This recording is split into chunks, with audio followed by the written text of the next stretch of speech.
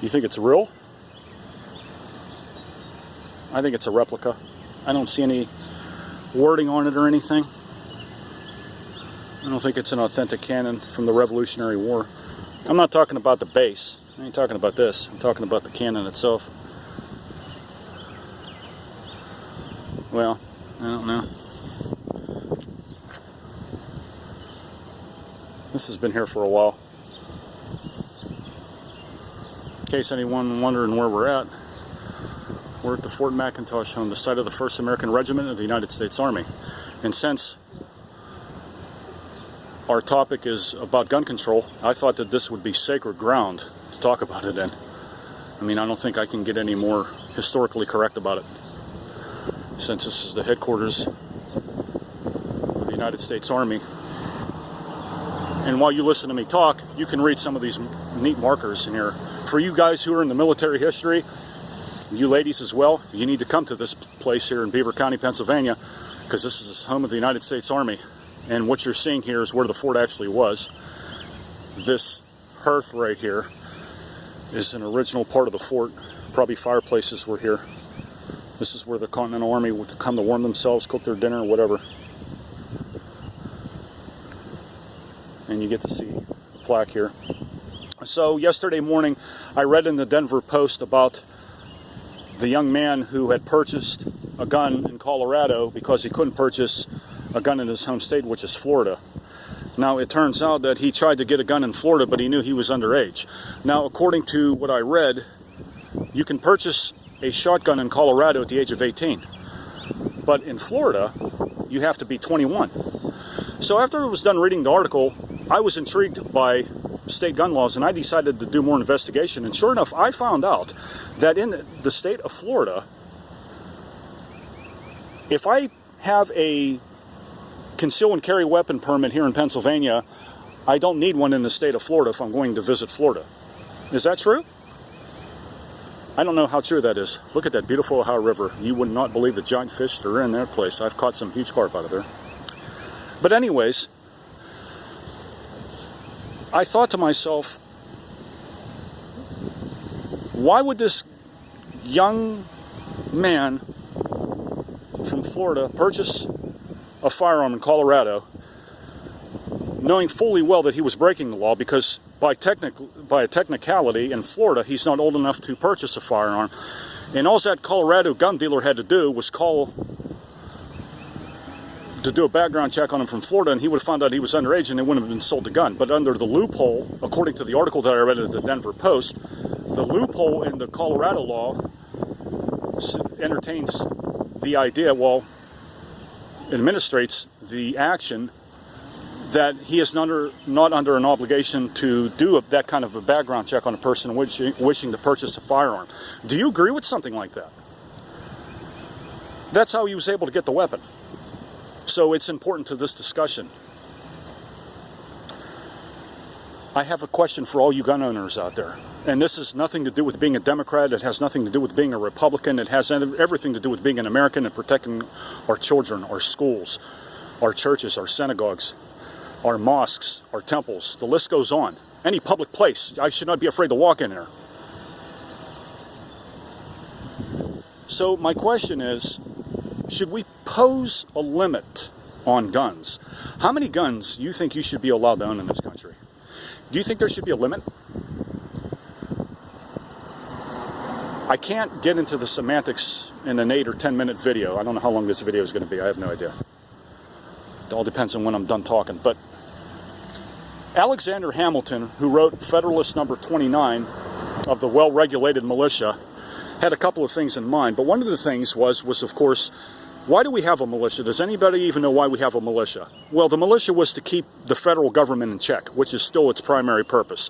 We own guns so that the federal government can't do what is being done in other countries, like what Castro did in Cuba, what Pol Pot did in Cambodia, what Hitler did in Germany.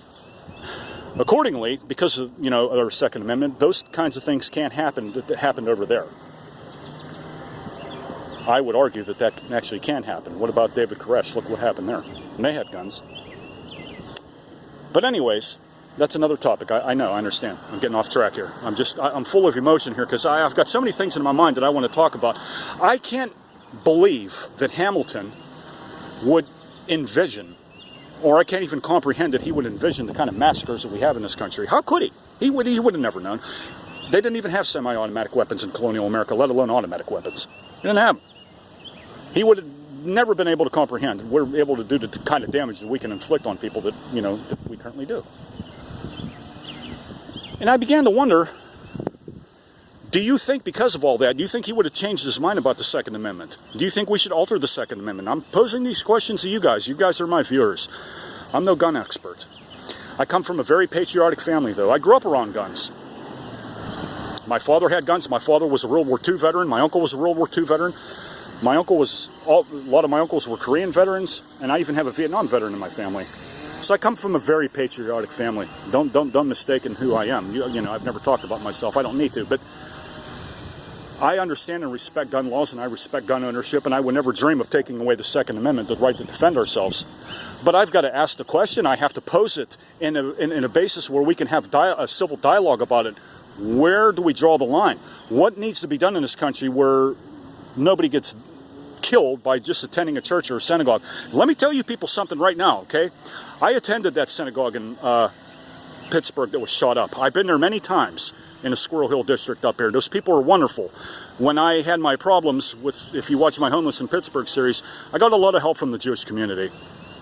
So I took it very personal when something like that happened, when it went down the way it did. There are a bunch of wonderful people up there. And that place is forever shattered because of what's happened. Now, I don't know how old my audience is that watches my videos. I don't know if you guys are, I don't know if I have a lot of millennials or, folks older, 40, 50 years of age, whatever. And I hope I have a good diversity, but I'm going to tell a very quick story here to my younger audience, if I have them. You folks who are in your 20s maybe, even 30s. Well, even my age, I don't remember this, but my father told me this, and you can verify this with your grandparents for those of you who live in Pennsylvania, but 60 years ago, 50 years ago, we had gun clubs in school. Kids used to bring their guns from home and take them to school, and they had shooting ranges. I'm not making this up. Ask your grandparents about it. Nobody ever killed each other. Nobody got shot. We had, people would bring their guns in and have discussions about it and take shooting classes. Maybe that's what we need. Maybe we need more safety regulations. The NRA has more power than any gun organization in this country, and they are the ones that can enact legislation to stop legislation. They do it all the time, right? I'm not going to say whether I'm for the NRA or against the NRA, and this is not an attack on the NRA in any way. But they have that force, they have that ability to do that. Do you think that's something we might need? Do you think that's something that every gun owner, responsible gun owner, legal gun owner in this nation should do?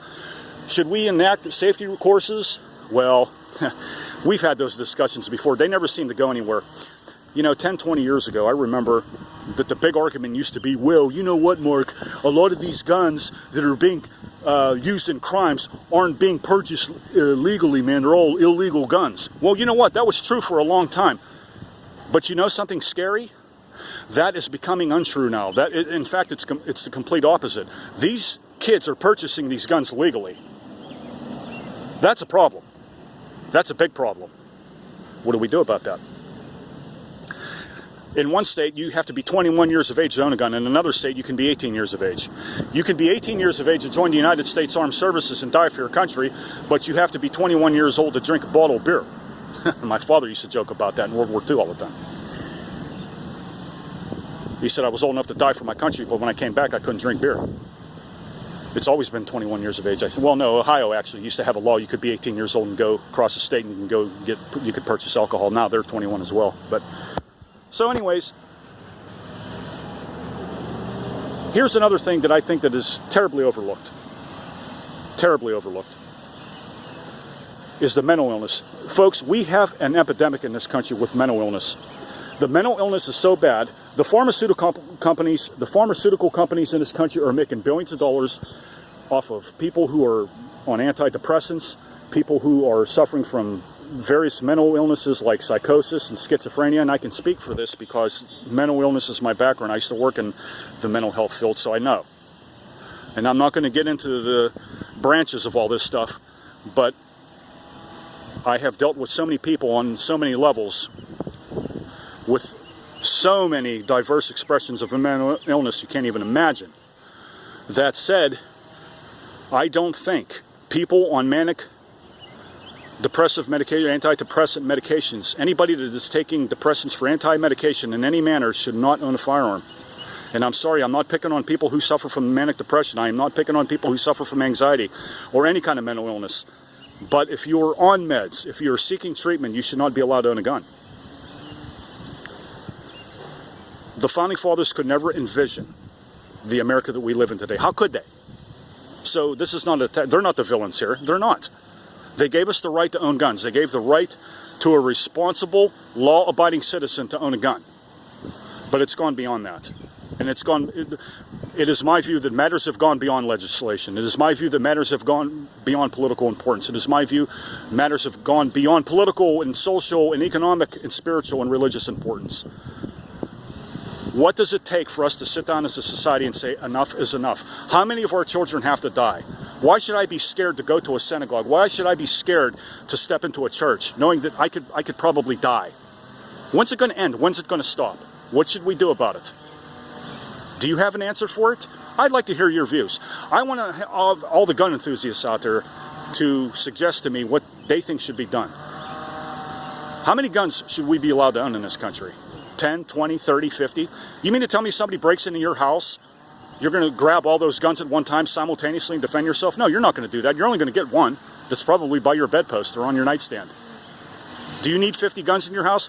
Did anybody see the story that was in Los Angeles the other day? Yesterday was?